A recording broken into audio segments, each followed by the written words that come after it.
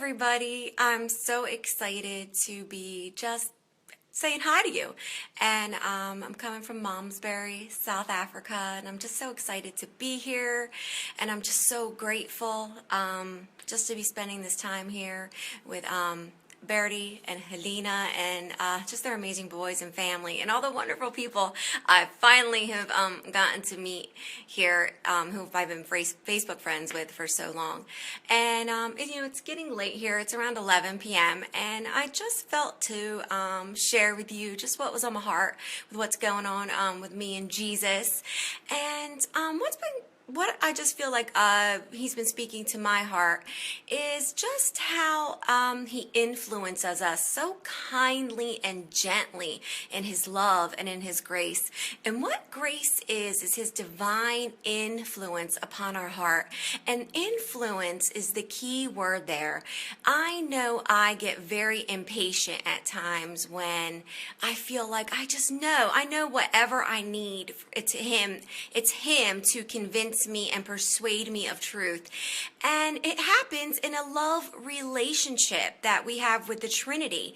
And if we just think about it in our everyday life, what happens with, friends or even with, someone who wants to be your friend? They're going to be kind to you. They're just going to be friendly to you. They're going to win your trust. They're going to earn your trust. And that's what God does. That's what, the Father, Son, and the Holy Spirit, that's what they do in their love and their grace. And they do it so kindly and gently. And I know sometimes I forget that.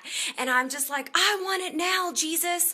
I want it now. And especially if it's something that you've struggled with for a very long time, that you just feel like, what? Am I ever going to be convinced of this? Is this ever going to, are you ever going to get it in me? Are you ever going to convince me and persuade me? And what he spoke to me one night, just like this past couple weeks before I flew here, was that he said, Dawn, you believe lies. I'm going to be 43 in December. And he's like, there's certain things that you've believed a very long time. And they've been programmed into me. They've been programmed into my heart. They've been programmed into my mind.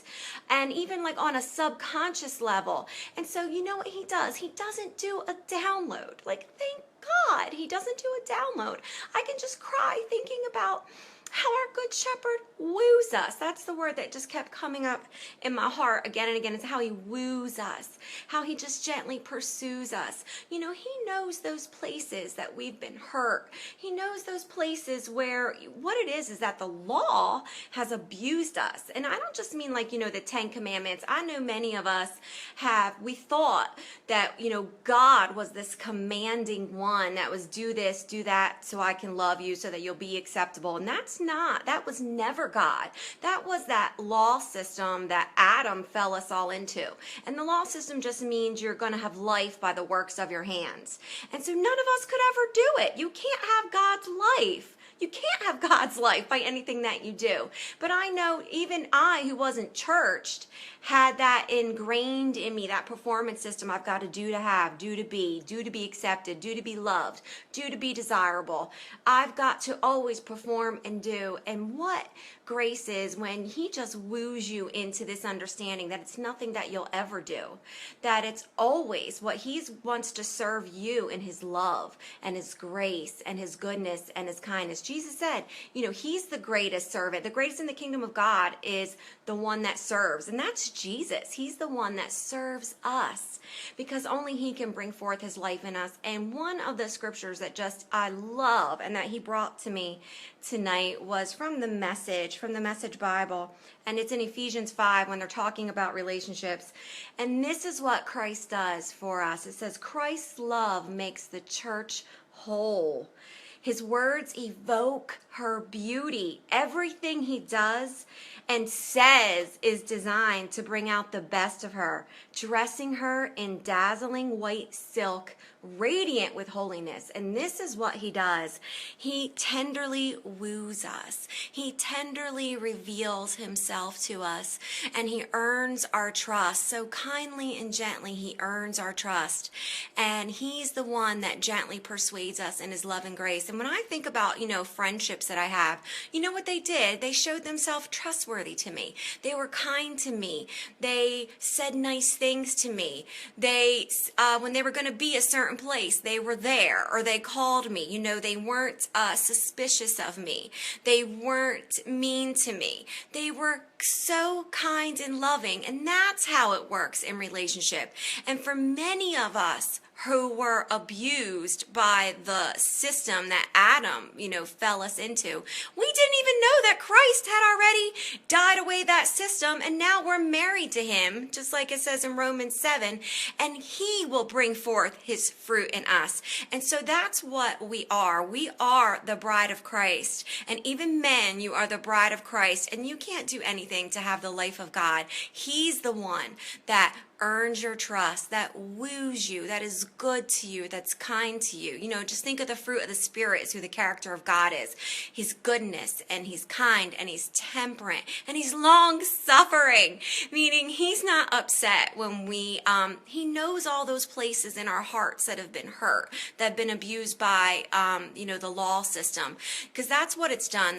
That system has abused us. And I said, Jesus, it just seems like it's just not fair. I just want it. I want your life in me, because I know that's, it's either I'm in death by believing lies, and it feels like death in my emotions, and only he can save me out of it. But it's a relationship. It's not a download. It's not like zip. I'm not saying freedom doesn't come from like immediate revelation, but I know for me, it's been a gradual wooing. It's been a gradual, just him earning my trust and his love and adoration for me, and his goodness and his kindness, just again and again telling me who I am, earning my trust in his love. He's so kind and merciful and sweet, the sweetness of Jesus.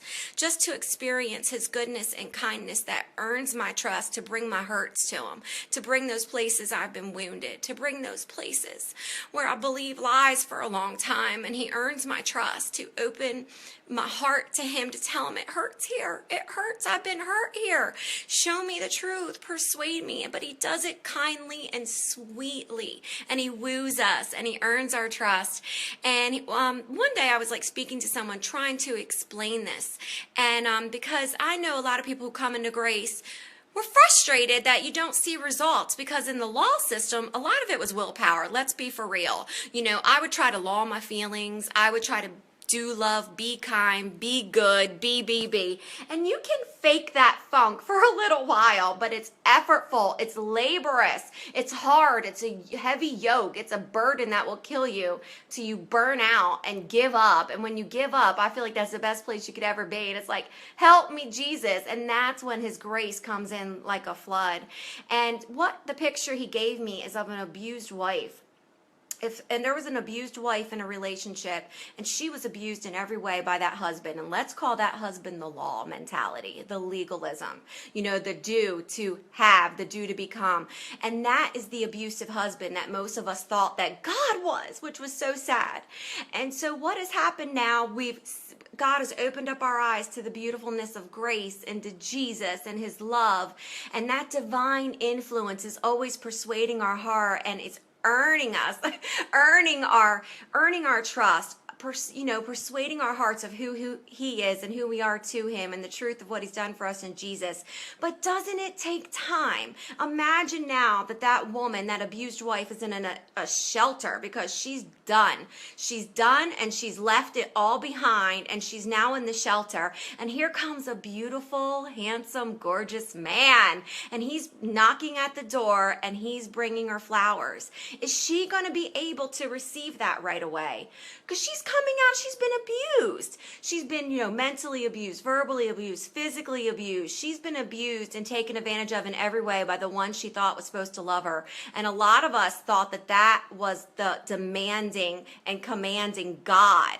That's what we heard about. And so now here comes beautiful Jesus wooing her. But it takes time, because she can't receive that new man right away. He will just take his time and gently earn your love. He will just take his time, and he will do it as long as you need it. There's no time limit with God. He knows those places that you were hurt, that you've been wounded, that I call it death in my emotions in our heart, but it takes time. And I know sometimes we get frustrated at ourselves, and that's just a damn lie, frankly, because with that fruit inspection comes on, why aren't I believing good enough? What's wrong with you? Why can't you trust God? What's wrong with you? Why can't you get this? Can't you see everyone else seems to get this message? What's wrong with you? And that's the lie. That's the lie, that we can't save ourselves and we can't even trust God on our own. It takes grace. It takes his divine influence upon our hearts. So he's knocking at that door, but he knows that you were abused by the lies about him, by the lies about you. He knows it. And guess what? He'll just come every day with flowers and he'll leave them at the door for you because he knows how he won't override us. He's not that. I just think how beautiful it is that he is the most powerful. His love and grace is the most powerful thing on this earth. And guess what? We're co-equals. So he doesn't override us. He woos us gently. He persuades us gently. He does it in his goodness and kindness and meekness and just such gentleness and a sweetness, and he's charming and he just woos us so gently. So he'll just keep coming until you see he can be trusted. And he'll just keep knocking. He'll just keep loving you so gently and kindly, and he'll earn your trust to open your heart to him. He'll earn your trust in all those ways and places that you've been hurt and abused by that system, and he'll keep doing it. And that's that lavish love relationship.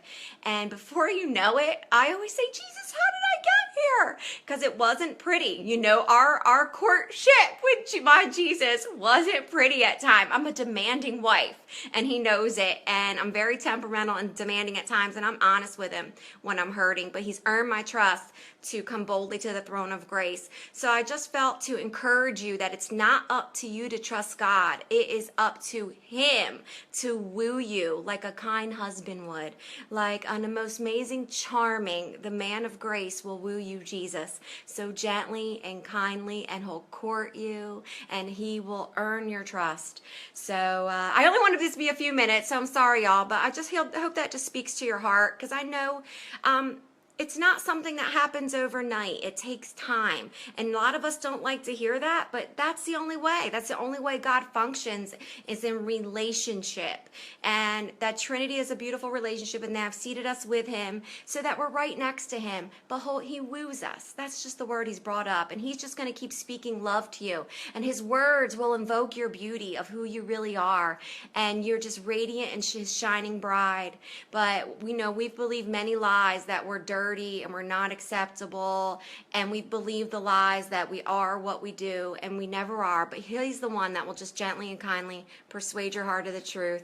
And I just want to say I'm glad for all your comments. It's taken time. It takes time, but you know what? It's his fruit that he bears in us, and not that fake fruit of the law that's effortful.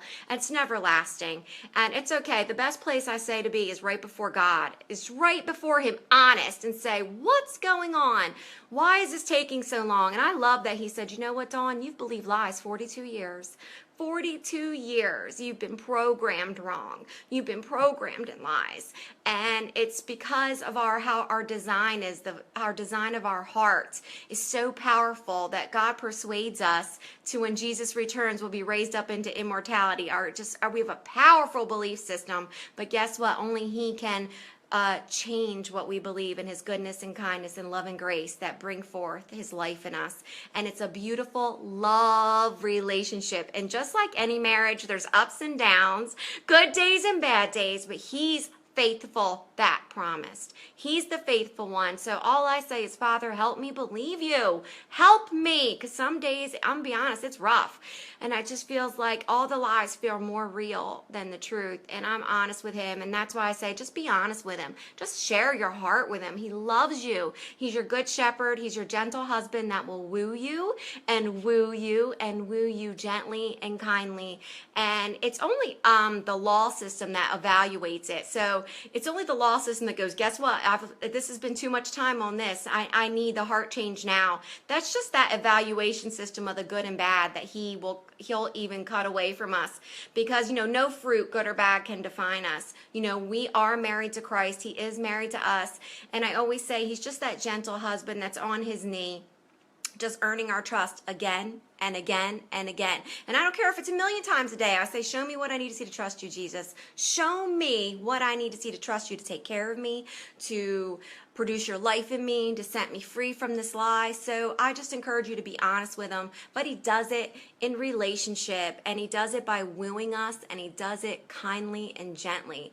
So I just want to say thanks so much, guys. Thanks for your comments, and just know it takes time. It just takes time. It's a beautiful courtship. It is a beautiful courtship, and he only speaks beautiful about you. He only speaks the most loving, kind things about you. You know, God never has thought a negative thing about you. He's always seen you innocent and blameless and beautiful and perfect, and he's proud to call you son. He's proud to call you daughter. And these are the words that invoke your beauty. These are the words. His love makes you whole, and his truth and words evoke, you know, our beauty. And he's the one that convinces us again and again and again. And that's the beautiful love relationship that we have with the Trinity, that we have with our Jesus. So, and I just want to say, he wins your heart. He wins your heart. And he just doesn't win your heart one time. He wins our hearts again and again. You know, there's all those places in our hearts he has to keep winning. There's places in our lives he has to keep winning and show himself trustworthy in every area of our lives. And he will. He will, above and beyond we can dream or imagine. You know, he wants in on it all. He wants to be our best friend. He wants us to experience him as our husband, but as our father, as our comforter, as our spirit of truth. He wants us to experience him in this every way that he's designed us for, but he knows how to persuade you, because he knows he's been there all along. So he knows the hurts, he knows the lies, he knows how to convince you and persuade you, and he will do it.